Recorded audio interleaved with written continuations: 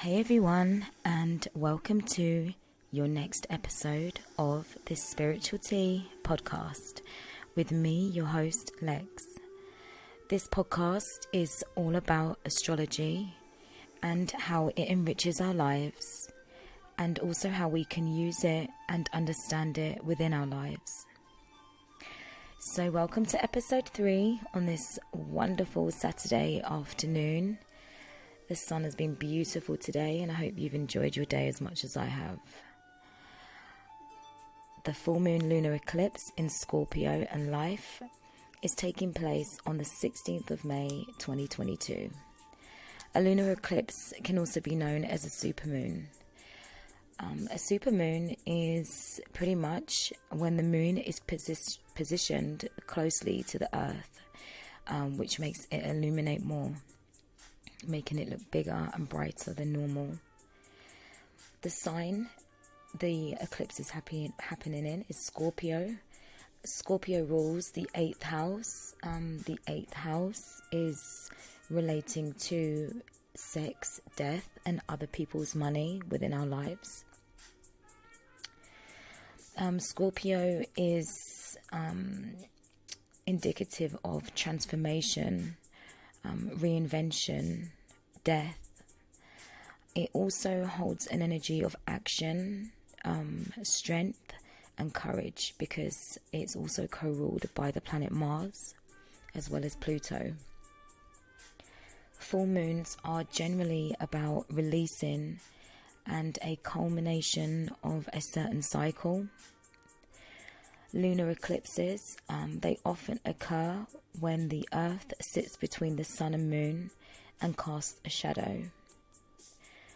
The focus of this full moon will be around emotional and change bringing energy. That's what we're getting with this full moon. So what's the theme? The theme for this, for the 8th house, Scorpio is associated with a phrase, to seek power, to emanate intensity. So within this full moon, reverence for family and friends, and having more of a willingness to take a detour in that depth of emotion that the 8th house carries.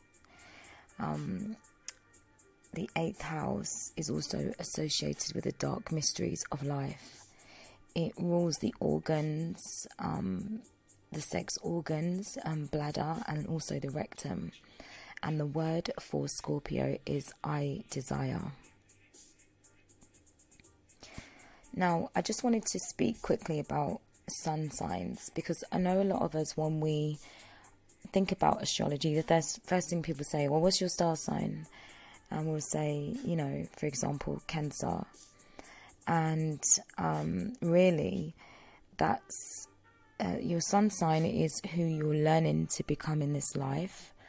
But who you are at your core, and who you have come here and chosen to reincarnate back into this existence on this earth plane, that is relating to your north node sign. So whatever sign is in your north node, that is who you are here, supposedly supposed to be transforming into, and qualities of that nature, i.e. that is what we've signed up for, even though we carry the energy of our sun sign. So yeah, I just wanted to point that out.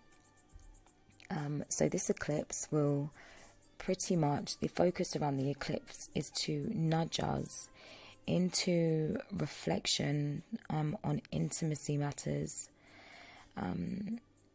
what we desire and why we desire it. And I think what's important to remember with Scorpio is that they have a willingness to be able to go anywhere, to visit dark places and situations, because they have the emotional depth to be able to carry that energy with them.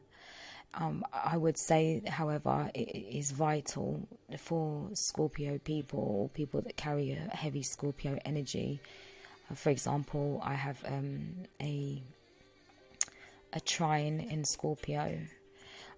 So I would be a person that carries that energy quite heavily naturally, more than my sun sign, for example, because a trine outweighs, a placement. But it's important for people that do carry that energy to really allow transformations to be constant and continuous within their lives through things like meditation, for example, because with people that are able to visit areas, places, people and situations that are outside of the ordinary, for example, it can become very, very heavy, even a burden to some extent. And so therefore it's always advised that people with that energy are able to meditate or, practice some sort of mindfulness outside of their experience here. So this energy will also be felt mostly by fixed signs, and the reason for that is because fixed zodiac signs, they are the most likely to stick to what they're used to.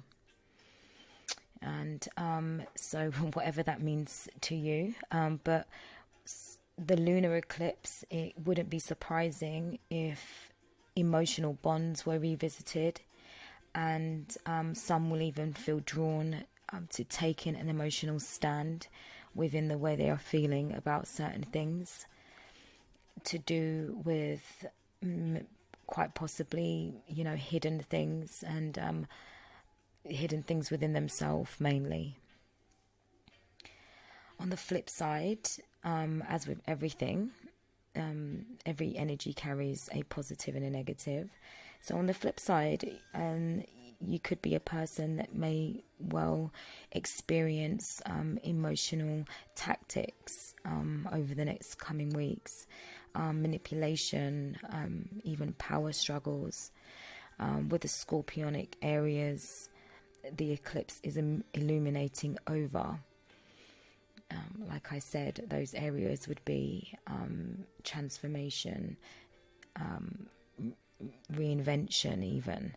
So it's important to know and understand what we are being fed by people, and know and understand how the things we are being fed makes us feel, because more often than not, how we feel is always the right answer to whatever question we are asking ourselves.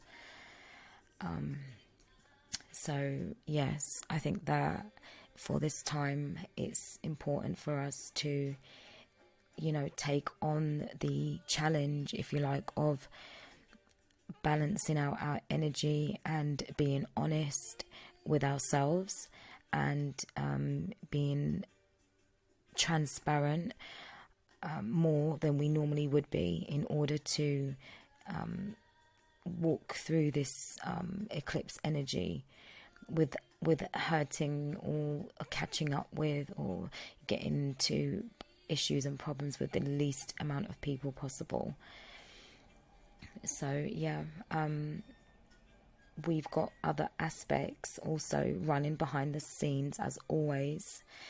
So a few important aspects that have happened this week, i.e. only 3 to 4 days ago. So Mercury has gone retrograde in the sign of Gemini. Gemini rules the third house of communication, siblings, and neighborhoods. Gemini is associated with communication. It rules the hands, arms, and the lungs. And the word for Gemini is I think. So when a planet goes retrograde, especially Gemini going retrograde, Mercury going retrograde in its own planet, Gemini, it certainly means that there could be issues with communication, i.e. a lot of fumbling words, even as I do this podcast. So nobody is shy of being hit from these energies. We will all be feeling it in one way or the other.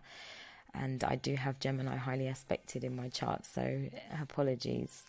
However, what that means is that I think how that ties into this energy is it could be on the negative side, because with it being in retrograde, it means that our communication is out of balance. It's not comfortable, and therefore uncomfortable conversations, uncomfortable revolutions, things coming to the surface and having to be talked about is probably going to feel very uncomfortable, unwanted even. But at the end of the day, these things, we are going through them 4 times a year without even realizing, and without even knowing, a lot of us, that this is happening in our energy field. And so, yeah, we've gone through it before, and we will get through it again. So it's nothing to, worry about at all on that scale. However, it is something that all of us should be aware of. So we've also got Jupiter, which has entered the sign of Aries, and I think it's for the first time in a very, very long time, a number of years. And Aries is the first zodiac sign, which to me is basically, it's always reminding us that we're always a beginner at something, no matter what our age is in life. Aries is the baby of the zodiac. There's always going to be a young energy around an Aries person, and around Aries themes, youthfulness, and a willingness, should I say. So with that in mind, Jupiter being the biggest planet that we have in our solar system, absolutely massive. Jupiter rules the sign of Sagittarius, and Jupiter is the planet for luck and expansion in our lives, and also gifts of abundance. Jupiter always comes with a gift when it shows up, because it's big and it's bossy and it's all and everything. So when he comes ready, and he comes bearing gifts. So Jupiter being in Aries, running in the background of this solar eclipse full moon, is very, very positive for all of us. And it just means that, being able to have the transformative skills in order to, understand something, why something's ended, how something is showing up in your life at this time, as much as you may want it to be different, and it's not. And it's about knowing on the surface of that, because that's our deeper fears, but on the surface of that, it's about remembering. And I feel like Jupiter's given us the gift of, actually, you can always begin again. And I think can be one of the most scariest, but also one of the most beautiful and invigorating and inspiring energies that we can ever get into. Some people even have obsessions with new starts. They become addicted to that energy of just having something new. And that even could be something to look at. So there's all different ways that you can look or experience the energy that we are in and are going into. However, like I said earlier, what the answer is usually what lays within your soul at night. And yes, so that is what is happening in our ethers. So the signs that will be most affected, as I said, were the fixed signs, which are Taurus, Scorpio, Leo and Aquarius. And to close out this segment, this podcast today, I have pulled some cards, and the cards that I've pulled, the numbers are really, really strange. I was so freaked out because I pulled out 2 meditation cards, and they both came out as 7s. So I had 34 and number 7. And then I went to my spirit animal deck and I got another 2 sevens. I got a 16 and another 34. So 7777, which actually, when I looked it up, it means spiritual enlightenment. And in regards to Jupiter and even Sagittarius, they are said to be the most spiritually enlightened out of all the zodiac signs. And so for me, that's very powerful to have received those sevens at the end of this reading, because spiritual enlightenment at the end of the day is only ever positive and given to us in order for us to be able to heal on this earth and everything that resides here. I also got a number 6, and the messages that I got with the cards were trust in divine detours. I got be here now, and I got love is all around. So trusting in the divine detours that we are being put through when we are put through them, letting go of always needing to have the answer, because that alone can bring you out of balance because it's unrealistic. And being here and being in the now is always what matters the most. Planning for the future is always important, absolutely.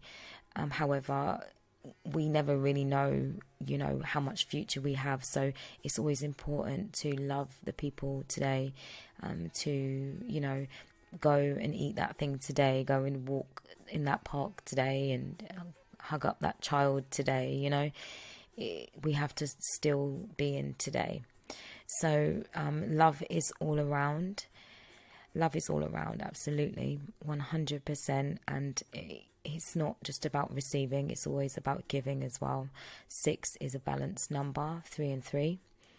And so, what we give, we get, and what we get, we give. And if we're not, then that is the imbalance there again that needs to be transformed with this Scorpio full moon. That might be something that needs to be closed out, or a big reason behind why it has been closed out.